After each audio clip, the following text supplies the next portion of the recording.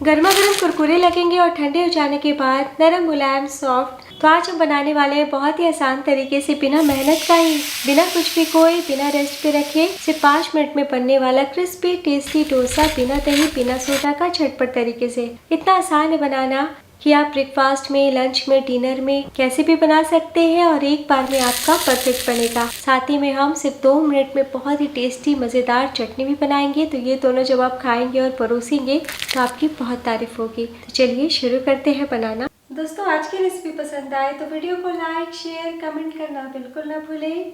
Hello दोस्तों, मैं हूं श्यामली। चलिए वीडियो शुरू करते हैं। झटपट कुरकुरा डोसा बनाने के लिए एक बोल लीजिए। इसमें डालिए 1 कप चावल का आटा। ग्राम में देखें तो 250 ग्राम। मार्केट में बहुत ही आसानी से रेडीमेड चावल का आटा मिल जाता है। और अब डाल दीजिए 2 चम्मच सूजी। तो यहाँ पे मैं बारीक वाली सूजी का इस्तेमाल कर रही हूँ। सिर्फ 2 चम्मच हमें डालना है। सूजी डालने से डोसे का टेक्सचर भी बढ़िया आएगा और काफी देर तक क्रिस्पी रहेंगे। तो हम बिना दाल चावल भिगोए डोसा बना रहे हैं, इसलिए साथ में डाल दीजिए 2 चम्मच बेसन। बेसन डालने से टेस्ट तो बढ़ेगा ही, साथ में बहुत ही बढ़िया कलर आएगा। और अब डाल दीजिए स्वाद अनुसार नमक। 5 से 6 करी पत्ता को मैंने बारीक बारीक काट लिया है। 1/4 टीस्पून काली मिर्च का पाउडर डाल दीजिए। अगर आपको नहीं पसंद तो स्किप कर सकते हैं, लेकिन टेस्ट काफी बढ़िया आता है। 1/4 टीस्पून अजवाइन। अजवाइन डालने से चावल के आटे का डोसा का स्वाद बढ़ जाता है। 1/2 टीस्पून जीरा। 1 छोटी चम्मच तिल। और अब डाल दीजिए 1 मीडियम साइज का बारीक कटा प्याज। प्याज को हमें बिल्कुल बारीक काटना है। 1 टेबलस्पून बारीक कटी धनिया पत्ती। 2 चम्मच कद्दूकस किया हुआ गाजर और 1 बारीक कटी हरी मिर्च। अब सभी चीजों को मिला लीजिए। तो गाजर डालने से डोसा का टेस्ट भी बढ़ेगा और देखने में भी बढ़िया लगेगा। आप चाहें तो पूरी तरीके से गाजर को स्किप कर सकते हैं। मिलाने के बाद डाल दीजिए रूम टेम्परेचर का पानी। तो पहले आधा कप डालें और इस प्रकार मिला ले। एक बार में ज्यादा पानी नहीं डालिएगा, वरना गांठें गुठली आ सकती है बैटर में। फिर से थोड़ा पानी डालें और मिला ले। तो देखिए गाढ़ा सा बैटर तैयार है। वापस से आधा कप पानी डालें और मिला लीजिए। फिर से डालें। इसी प्रकार करते हुए मैंने 2 कप पानी डाल दिया है और आप देख सकते हैं पतला सा बैटर हमारा तैयार है। थोड़ा पानी हम थोड़ी देर के बाद डालेंगे और अभी सिर्फ 2 मिनट के लिए बैटर को हम रेस्ट पे रखेंगे, ताकि इसमें जो सूजी डाली है, बेसन और चावल का आटा, वो थोड़ा सा फूल जाए। तब तक हम इस डोसे के साथ खाने के लिए चटनी बना लेते हैं। चटनी बनाने के लिए चटनी जार में डालिए 1/4 कप धनिया पत्ती। धनिया पत्ती का हमें थोड़ा ही इस्तेमाल करना है। 4 से 5 लहसुन डाल दीजिए। 1 इंच अदरक और 1 से 2 हरी मिर्च। तो डोसा किसी भी प्रकार का हो, अगर नारियल का फ्लेवर चटनी में हो तो बड़ा मजा आ जाता है। तो यहाँ पे मैंने लिया है 2 चम्मच नारियल का पाउडर। तो अभी मेरे पास नारियल पाउडर ही है, इसलिए मैंने लिया। आप ताजा नारियल भी 2 छोटे टुकड़े डाल सकते हैं। और साथ ही में डाल दीजिए 2 चम्मच मूंगफली। तो ये भुनी हुई मूंगफली है। अगर आपकी कच्ची मूंगफली है तो 5 से 6 मिनट के लिए लो फ्लेम पे रोस्ट कर लीजिएगा। 1/2 टीस्पून जीरा, नमक स्वाद अनुसार। और अब चटपटा बनाने के लिए 1/4 कप दही डाल दीजिए। तो दही मैंने ताजा इस्तेमाल किया है। अगर आप दही नहीं डालना चाहते तो 1 टेबलस्पून इमली का पल्प या फिर 1 टेबलस्पून नींबू का रस डाल सकते हैं। और अब हम पीस लेंगे। जरूरत पड़ेगा तो बीच में पानी भी 1-2 चम्मच डालेंगे। तो लीची चटनी पीस के तैयार है। कितना प्यारा कलर आया है। और अब हम चटनी को बोल में निकाल लेते हैं। तो देखिए कितना बढ़िया टेक्सचर आया है। तो थोड़ी देर के बाद ये थोड़ी और गाढ़ी हो जाएगी। तो थोड़ा सा पानी डाल के मैंने सारी चटनी को जार से निकाल लिया है। टोटल मैंने 1/4 कप पानी का इस्तेमाल किया है। और अब हम चटनी में तड़का लगाएंगे। तड़का पैन में डालिए 1 टेबलस्पून ऑयल। फ्लेम लो रखिए। 1/2 टीस्पून राई डाल दें। आधा छोटी चम्मच तेल, 1 सूखी लाल मिर्च, 5 से 6 करी पत्ता। फ्लेम बंद कर दें। और अब चूल्हे से उतारने के बाद ऊपर से डाल दीजिए 1/4 चम्मच कश्मीरी लाल मिर्च पाउडर। ये बिल्कुल भी तीखा नहीं होता है, इससे चटनी का बहुत ही बढ़िया रंग आएगा। जैसे ही डाल के मिलाए तुरंत तड़के को डाल दीजिए।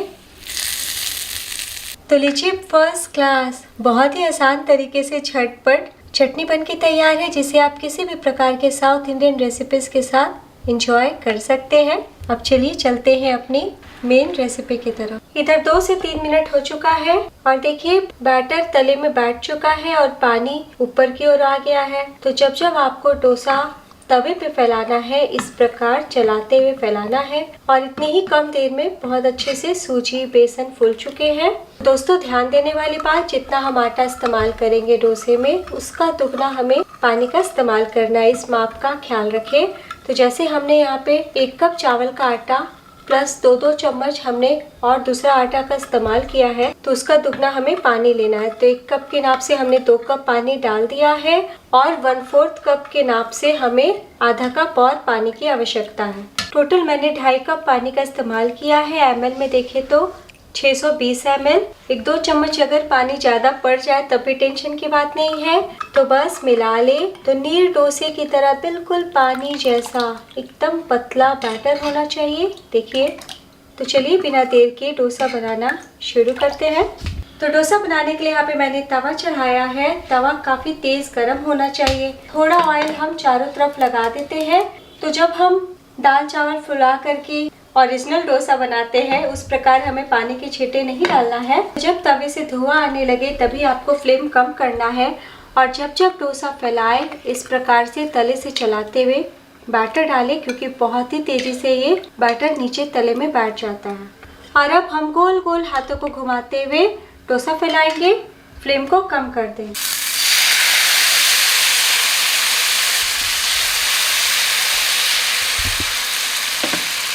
तो देखिए, डालते के साथ तेज़ी से सूखना शुरू हो गया है। टोटल मैंने 2 बड़े चम्मच यानी कि 2 कलछी बैटर डाला है। और अब हम फ्लेम को मीडियम कर देते हैं और 1 मिनट तक हम मीडियम फ्लेम पे इसी प्रकार पकाएंगे।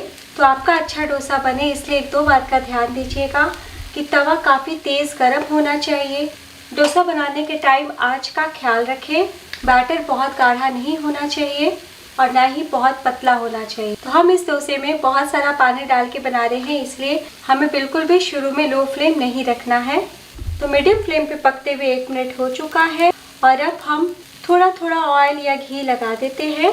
तो ऑयल घी हम इसलिए लगाते हैं ताकि डोसा काफ़ी देर तक क्रिस्पी बना रहे। आप चाहें तो पूरी तरीके से दूसरी तरफ तेल लगाना स्किप कर सकते हैं। और अब एक जैसा कलर आए इसलिए बीच बीच में आपको इस प्रकार से हल्का हल्का तवा को हिलाते रहना है ताकि आज चारों तरफ बराबर लगे और डोसे में बहुत ही प्यारा कलर आए। डोसा पकते हुए 2.5 से 3 मिनट हो चुका है। लास्ट का 30 सेकंड आपको लो फ्लेम पे पकाना है ताकि काफ़ी देर तक डोसा क्रिस्पी बना रहे। देखिए कितनी आसानी से तवे को छोड़ दिया है और आप कलर भी देख सकते हैं कितना शानदार आया। तो हमने 3 मिनट तक पकाया है ना, इसलिए दूसरी तरफ से आपको पकाने की ज़रूरत नहीं है।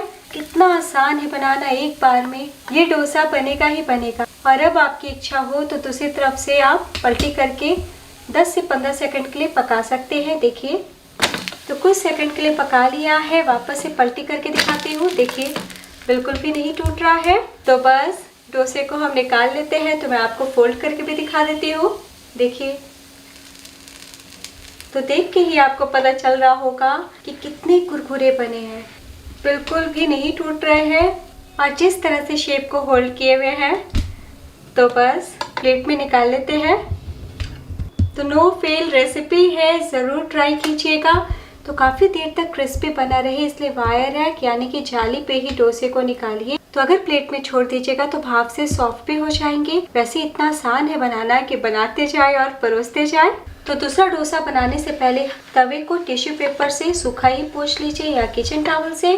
फ्लेम को वापस से हाई हीट कीजिए और अब थोड़ा तेल लगा लीजिए। तो मैं आपको दूसरा डोसा बना के दिखाती हूँ।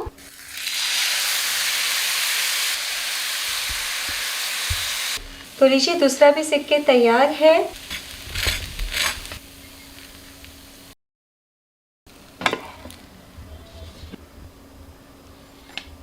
और अब हम गर्मा गर्म इस टेस्टी डोसे को सर्व कर लेते हैं। तो जितना मात्रा हमने लिया है उतने में आपके 6 डोसे बन के तैयार हो जाएंगे। इस टेस्टी चटनी को भी सर्व कर लेते हैं। चटनी गाढ़ी भी हो गई है तो थोड़ा पानी आवश्यकता अनुसार ज़रूर डालिएगा। तो मन खुश हो जाएगा इस आसान डोसे को बना के, खा के, अपनों को खिला के। बड़ों को तो भाएगा ही, बच्चे भी खुशी खुशी खाना पसंद करेंगे। तो बस जब मन करे ब्रेकफास्ट में, लंच में, डिनर में कैसे भी बना सकते हैं। तो दोस्तों आज की रेसिपी पसंद आई हो तो अपना कीमती लाइक इस वीडियो को ज़रूर दीजिएगा। आपका डोसा चटनी कैसा बना ये तो ज़रूर बताइएगा। तो मैंने सिर्फ 2 डोसे नहीं बनाया है, सारे मैंने बना लिए हैं और आप देख सकते हैं बिल्कुल भी नहीं टूटे हैं। ठंडे हो जाने के बाद इतने ही सॉफ्ट लगेंगे। तो देखिए कितने अच्छे से पके हुए हैं और कितना जालीदार तैयार हुआ है। तो आप इस तरीके से बना करके बच्चों को टिफ़िन बॉक्स भी दे सकते हैं। हाथ रखते के साथ टूट जाएंगे और बहुत ही सॉफ्ट स्पॉन्जी बना है। तो गर्मा गर्म क्रिस्पी लगेंगे।